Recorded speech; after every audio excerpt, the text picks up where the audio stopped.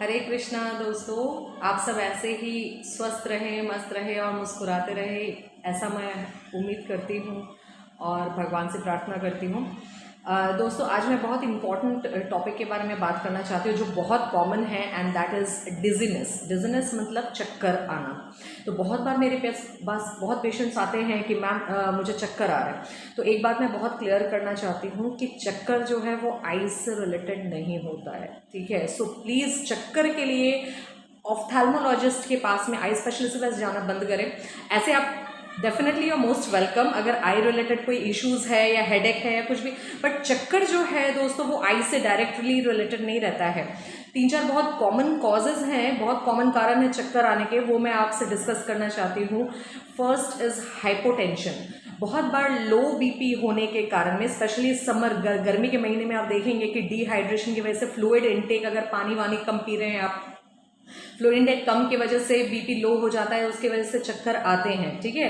तो आपको फ्लूइड जो है अपना पानी पीते रहना पड़ेगा, या तो नमक शक्कर का पानी पीते रहिए, आप ORS पीते रहिए, अपने बीपी को मेंटेन रखना पड़ेगा, ठीक है, स्पेशली ड्यूरिंग समर सीजन। और बहुत लोग जो बीपी की दवाइयाँ लेते हैं दोस्तों, उनका क्या होता है, बहुत बार दवाई स्टार्ट करने के बाद में उनको चक्कर आने लग जाते हैं। स्पेशली जैसे वो लेटे हैं, लेट करके अगर वो बैठ जाते हैं या खड़े हो जाते हैं तो उनको सडनली एक चक्कर आता है, तो उसको पॉस्चरल हाइपोटेंशन बोलते हैं।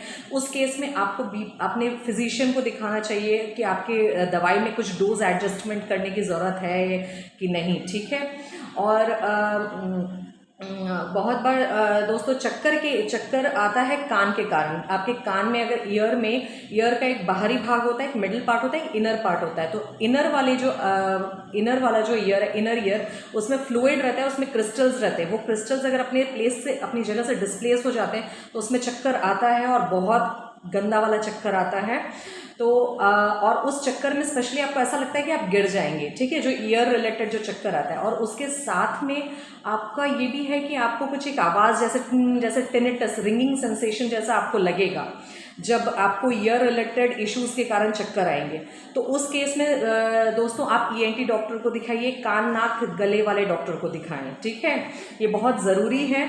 और तीसरा ये है एनीमिया, खून की कमी होने के कारण, हीमोग्लोबिन कम होने के कारण भी दोस्तों चक्कर आते हैं। अगर आप ग्रॉसली ऐसे घर में देखना चाहते हैं अपना हीमोग्लोबिन, आप अपने टंग का कलर देखेंगे, वो पिंकिश होना चाहिए, वो वाइटिश पिंक नहीं, पिंकिश वाइट होना चाहिए।